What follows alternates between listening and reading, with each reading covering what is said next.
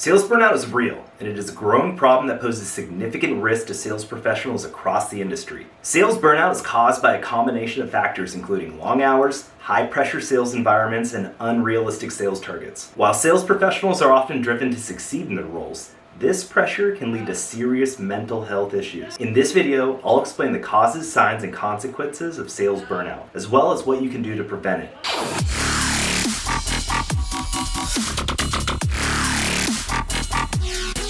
Hey everyone, my name is Vinny Hecht. I help salespeople, leaders, and business owners build out rock-solid sales processes to grow their pipeline, shorten the sales cycle, and win deals more often. We get this done via one-on-one personalized sales coaching.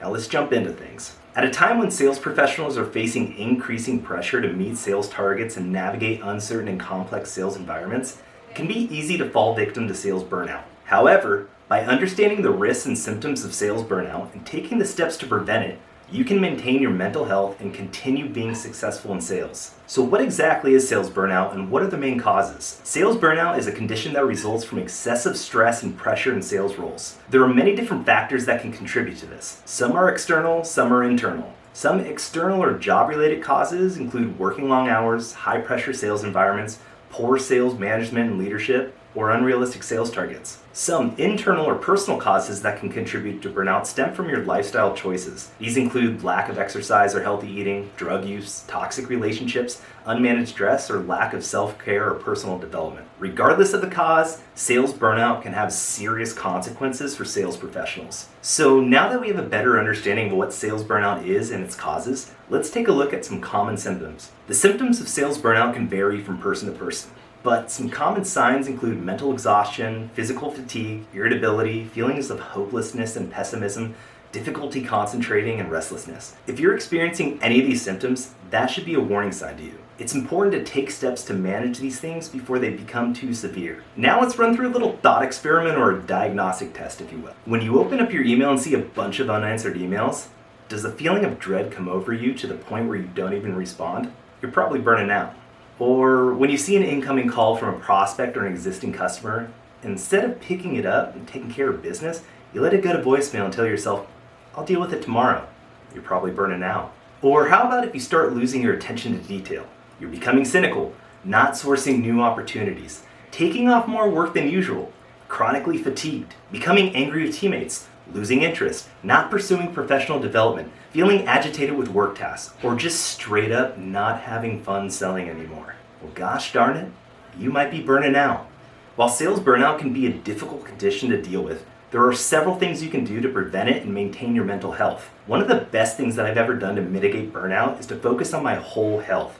It might sound corny and cliche, but when I started to prioritize my physical and mental well-being, everything started to become much more manageable at the workplace. I'll paint you a quick picture of what my mornings look like during the work week. Alarm goes off at 4:30 a.m., 5 a.m. I'm in the gym lifting heavy weights. Then I hit my cardio, wrap things up with stretching and breathing exercises by 7 a.m., back at home with a win under my belt, ready to flow straight into my workday, still buzzing for my workout. What works for me may not work for you, but I strongly suggest that you incorporate exercise and better nutrition into your daily routine. Another thing that can be helpful is to be aware of where you're directing your time. I'll be real with you. I used to be a yes man. Whether it was hanging out with drinking buddies, hitting up happy hours, going to events, you name it. I said yes to everything, and as a result, my personal time and energy suffered. So I made a promise to myself that I would only do things that were important to me. And what matters most is work, working out, and family. Those are my core pillars, and that's where I direct 95% of my time. This may seem daunting at first, and if you're starting from scratch, it might take you a while to figure out what works best for you. But trust me, it's worth it in the long run. Another thing I want to bring up, which may be a bit controversial but needs to be said, is to be aware of your alcohol consumption. I'm not saying you shouldn't enjoy a couple drinks on the weekend or even in your downtime, but if you're having a handful of drinks on the regular, then you're on a one-way road to sales burnoutville. The reason I say this is because it's proven that alcohol increases your cortisol levels, which in turn makes it harder to manage your stress and anxiety levels. In fact, alcohol is one of the few things that can cross your blood-brain barrier and start messing around with your prefrontal cortex. Why is this important to know? Because your prefrontal cortex is in charge of suppression of impulsive behavior. So if you want to take back control of your behavior and be able to take care of business to minimize the chances of overwhelm, then you might want to change your drinking habit. Added bonus, you're not going to feel like shit in the morning. Another framework that I've recently adopted to help prevent burnout is a concept called cosmic insignificance therapy. Now, this may sound depressing at first, but when you're able to grasp the bigger picture of things and put your life into context with the vastness of space or the age of time, it can be really liberating. So ask yourself this question: is this feeling of stress, anxiety, or overwhelm really worth it? If you're young or don't have kids and your job really is that unbearable, then the reality is you're not locked down.